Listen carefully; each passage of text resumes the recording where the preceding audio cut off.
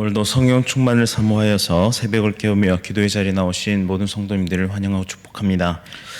우리의 삶을 인도하시고 언제나 옳은 길로 선한 길로 인도하시는 하나님의 은혜에 진심으로 감사드립니다.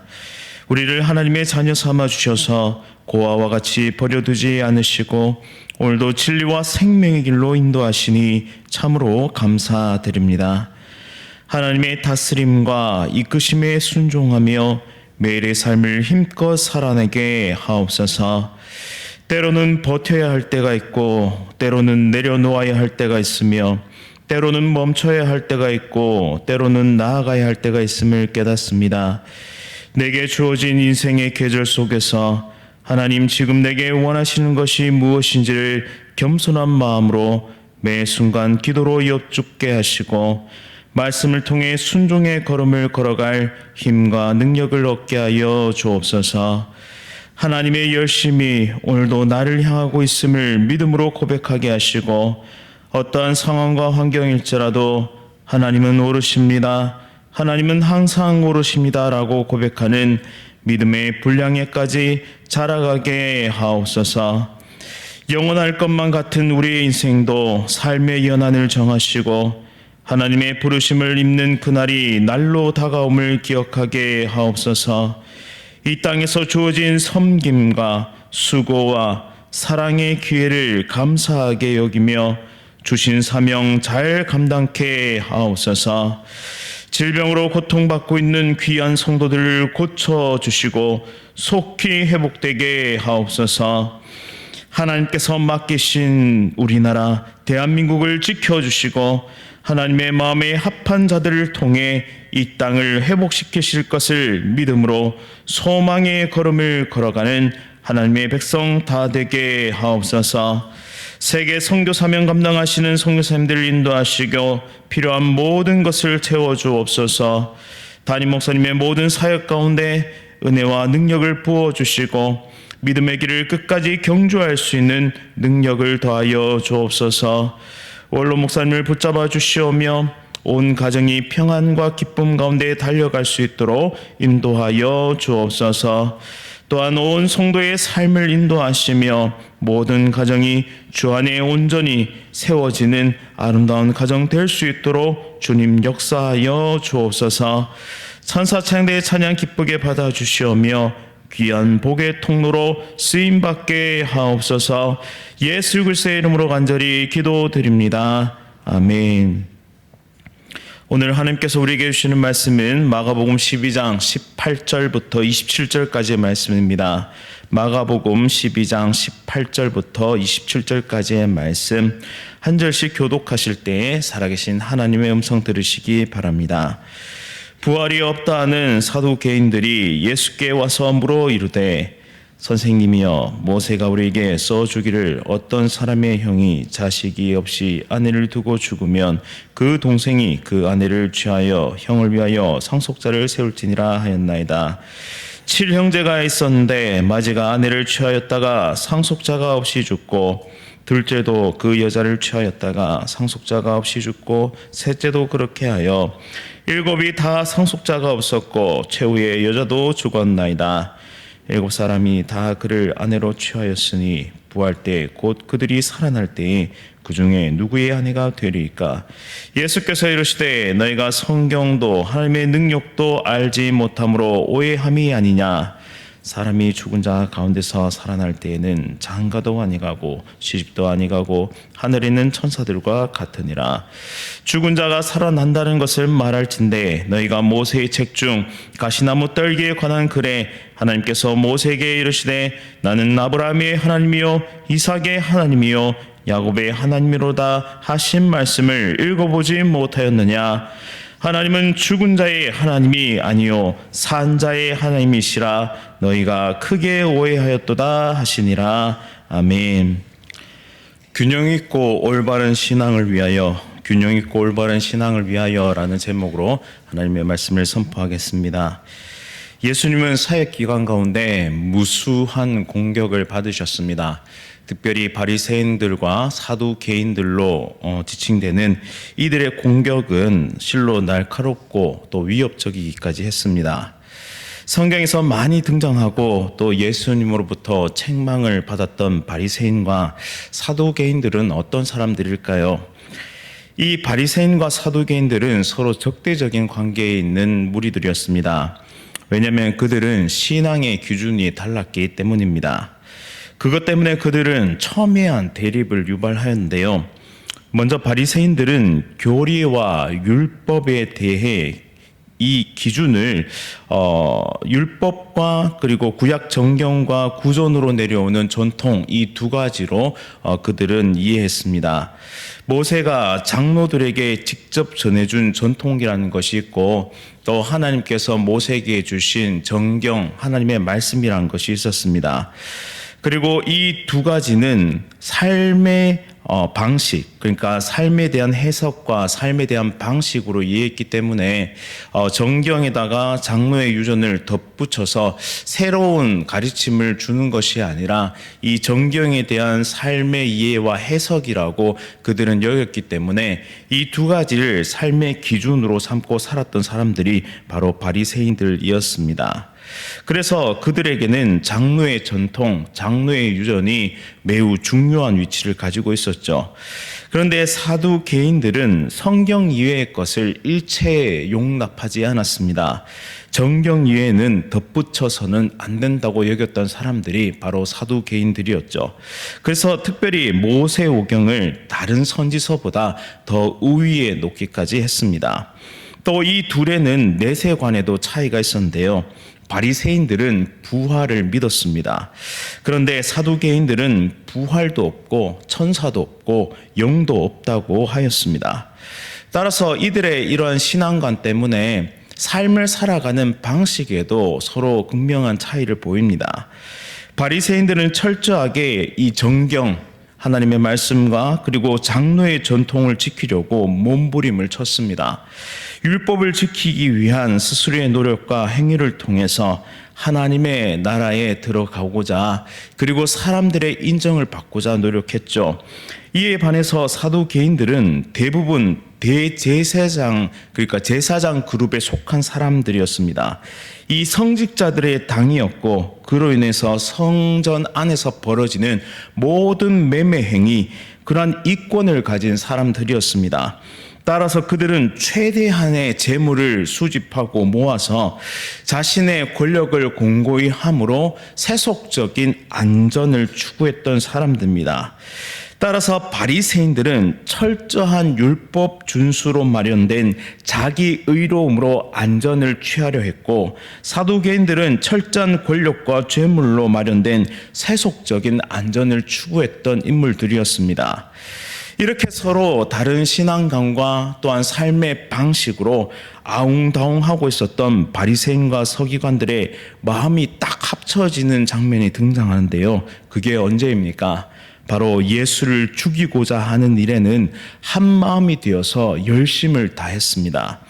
하나님의 말씀을 누구보다 가까이 했던 바리새인과 사두개인들, 또한 성전의 제사에 누구보다도 열심이었던 바리새인과 사두개인들, 그토록 염원하던 메시아가 눈앞에 있음에도 불구하고 그들은 깨닫지 못했습니다. 자신들이 만들어 놓은 안전의 모습 속에는 예수 그리스도는 없었기 때문입니다. 철저한 율법 준수로 인한 자기 의로움이 자신의 안전을 보장해 줄 것이라 생각했고, 또 이 성전에서 이루어지는 모든 매매 활동과 이권을 통해서 수집된 그 물질이 또한 그 권력이 자신의 안전을 지켜주리라 여겼기 때문에 그들 눈앞에 메시아는 자신의 안전과는 상관이 없는 사람이었습니다. 그런데 우리가 여기에서 한 가지 적용점이 있습니다. 우리도 우리의 삶을 살아가면서 안전을 추구하죠. 어떻게 하면 내 삶이 더 안정적이고 어떻게 하면 내가 평안을 누릴 것인가. 그런데 가만히 생각해 보면 우리의 신앙관과 또 우리가 만들어 놓은 생각과 사고의 틀 속에서 예수 그리스도는 과연 계신가? 우리는 예수 그리스도 안에서 진짜 안전을 누리고 있는가라는 그런 질문을 던져봐야 한다는 것입니다. 어쩌면 바리새인처럼 어쩌면 사두개인처럼 우리는 우리가 추구하는 안전 속에서 예수 그리스도는 존재하지 않는 그런 삶을 살아가고 있지는 않은지요. 참 열심히 신앙생활하고 참 열심히 봉사하고 참 열심히 하나님의 나라와 주의 몸된 교회를 위해 섬긴다고는 말하지만 궁극적으로는 하나님께서 원하시는 믿음의 분량에 이르지 못한 우리의 미성숙하고 연약한 모습은 없는지요. 만약 그렇다면 우리는 주의 말씀 가운데 하나님의 말씀 가운데 우리의 삶을 재조정해야 한다는 것입니다. 하나님께서 기뻐 받으시는 삶은 하나님의 말씀대로 그 말씀을 온전히 해석하고 그 말씀을 위해 살아내기 위한 수많은 믿음의 시도들 또한 수많은 도전들이 있어야 한다는 것입니다. 이제 다시 본문으로 돌아와서 예수님과 사두개인 사이에 논쟁이 벌어지는데요. 부활이 없다 하는 사두개인들이 예수님을 공경에 빠뜨리는 질문을 합니다. 그런데 이 질문은 바리새인들 또한 염두에 둔 질문이죠. 부활을 인정하는 바리새인들을 예수님과 동시에 꺾기 위한 시도입니다. 또 어제 말씀을 통해서 바리새인들이 이 세금의 문제로 예수 그리스도께 도전했는데 그것이 실패로 돌아갔습니다. 이윽고 사두개인들이 마치 이렇게 말하는 것 같습니다. 바리새인들 한번 봐. 우리가 공격하는 것은 더 강력하다라면서 그렇게 한번 보여주는 것 같습니다. 사두개인들은 신명기서에 나오는 계대 수원법을 가지고 공격하는데요. 이 계대 수원법은 뭐냐면 한 가정에서 후사가 없이 대가 끊어지지 않기 위해 만든 율법의 내용입니다. 이 내용은 신명기서 25장 5절에서 6절에 등장하는 내용인데요. 근데 이 사두개인들은 그 내용을 극단적으로 만들어서 공격합니다. 그 내용은 이렇습니다. 7형제가 있는데 마지가 아내를 취하였다가 상속자가 없이 죽고 둘째도 그 여자를 취하였다가 상속자가 없이 죽고 셋째도 그렇게 하여 7이 다 상속자가 없었고 최후에 그 여자도 죽었다라고 가정합니다. 그리고 예수님께 이렇게 묻습니다. 7사람이 다 그를 아내로 취하였으니 부활 때 곧 그들이 살아날 때 그 중에 누구의 아내가 되리까? 라고 질문하죠. 예수님이 이 질문을 간단하게 무너뜨리십니다. 24절 말씀에 보시면 그들의 무지를 일깨우게 되십니다. 예수께서 이르시되 너희가 성경도 하나님의 능력도 알지 못함으로 오해함이 아니냐. 사두개인들은 하나는 알지 둘은 모르는 사람들이었습니다. 성경을 바르게 알았다면 신명기서 25장 5절에서 6절에 나오는 이 계대 수음법이 내세에는 적용될 수 없음을 알았을 것입니다. 또한 구약 성경의 여러 구절들이 바로 이 육체의 부활을 가르친다는 사실도 알았을 것입니다. 그리고 그들이 하나님의 능력을 알았더라면 하나님께서는 더 이상 결혼을 통해서 사람의 생명을 이어가는 일, 이 결혼이 더 이상 필요 없는 방법으로 부활시킨다는 사실도 그들은 알았을 것입니다. 따라서 예수님께서는 이렇게 말씀을 이어가십니다. 25절입니다. 사람이 죽은 자 가운데서 살아날 때에는 장가도 아니가고 시집도 아니가고 하늘에 있는 천사들과 같으니라 라고 말씀하시죠. 내세에는 죽음이 없습니다. 따라서 출생도 필요하지 않습니다. 따라서 결혼은 이제 과거의 문제가 되는 것입니다. 하나님의 은혜로 구원의 복을 누리는 자들은 시집도 안 가고 장가도 가지 않습니다. 이 점에서 천사들과 같게 되는 것이죠. 흥미로운 사실은 모세오경이 천사들이 존재함을 가르치고 있음에도 이 사두개인들은 천사의 존재를 부인했다라는 것이죠. 또한 그들이 가장 귀하게 여기고 있는 모세오경을 들어 이렇게 말씀하십니다. 26절과 27절 상반절 말씀인데요. 죽은 자가 살아난다는 것을 말할진대 너희가 모세의 책 중 가시나무 떨기에 관한 글에 하나님께서 모세에게 이르시되 나는 아브라함의 하나님이요 이삭의 하나님이요 야곱의 하나님이로다 하신 말씀을 읽어보지 못하였느냐. 하나님은 죽은 자의 하나님이 아니요 산 자의 하나님이시니라 라고 말씀하십니다. 바로 하나님은 죽은 자의 하나님이 아니라 산 자의 하나님이시기 때문에 결국 아브라함도 이삭과 야곱도 아직도 살아서 영광스러운 부활을 기다리고 있다는 사실을 예수님께서 말씀하셨습니다. 하나님은 사람 전체를 사랑하십니다. 영혼이나 몸만 따로 분리해서 사랑하지 않으십니다. 따라서 하나님은 그의 자녀들에게 복을 주실 때도 영적인 은혜뿐만 아니라 육적인 은혜도 동시에 베푸시는 분이십니다.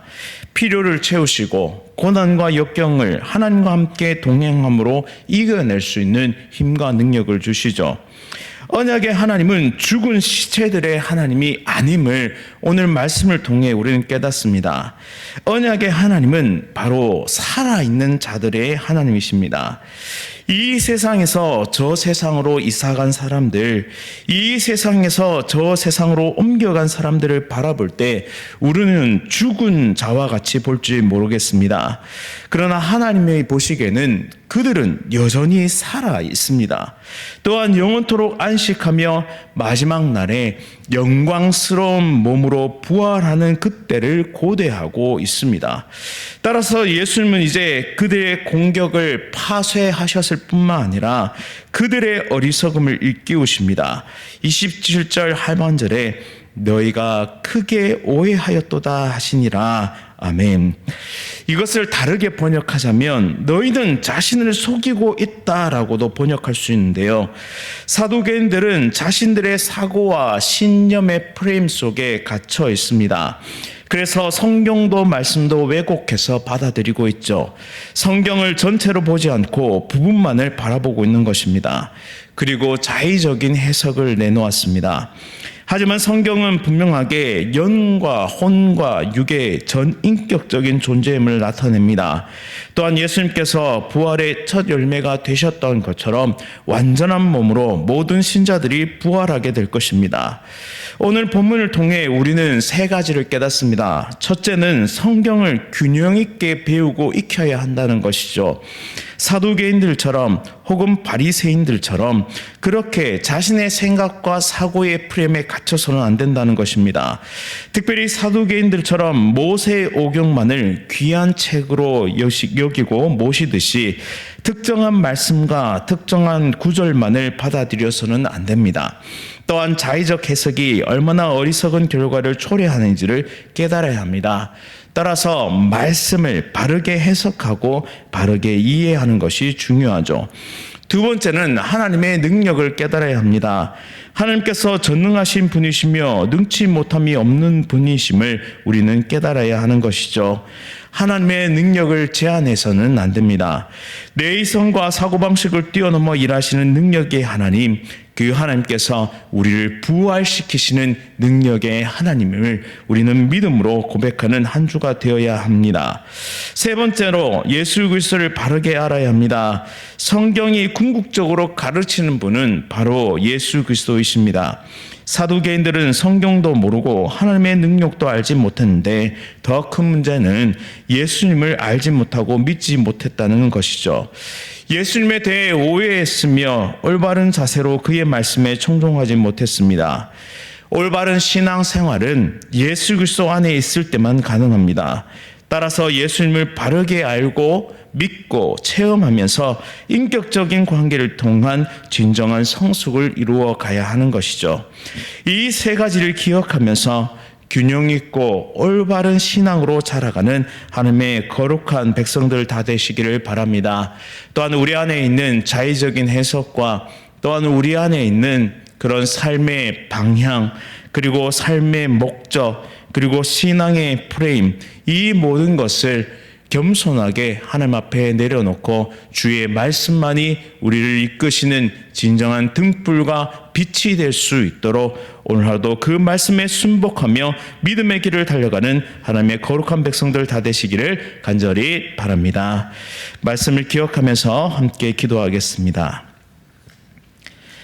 하나님 아버지, 오늘도 나의 무지함을 깨닫게 하시니 참으로 감사드립니다. 내가 만들어 놓은 신앙의 모습과 내가 이해하는 예수님에 대한 오해로 인해 나의 영적 성장이 멈추고 또 하나님의 뜻과 다른 방향으로 향하지 않도록 오늘도 진리와 생명의 말씀으로 우리를 지도하시고 인도하여 주옵소서. 겸손하게 하나님의 뜻을 깨닫기를 원하고 하나님께서 원하시는 삶으로 살아가는 하나님의 거룩한 백성들이 다 되게 하옵소서. 인생은 끊임없이 안전을 추구합니다.